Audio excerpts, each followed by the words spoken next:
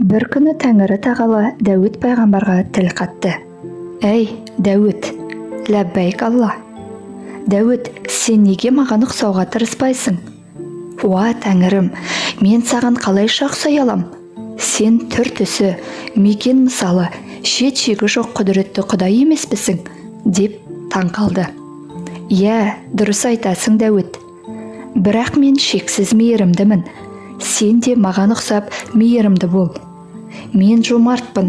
Сен де жомарт болуға барыңды сал. Мен әлсізге болысқанды сүйем. Сен де солай ет.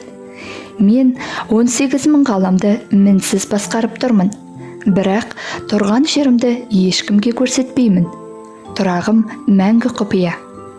Сен де тіршілікте жүргенде солай ет. Қанша жерден жапырып жақсылық қылсаң да, өзіңді көрсетіп, мақтанушы болма. Өзіңді құпия ұста. Ел сені түсіңе қарап емес, ісіңе қарап танысын», деді.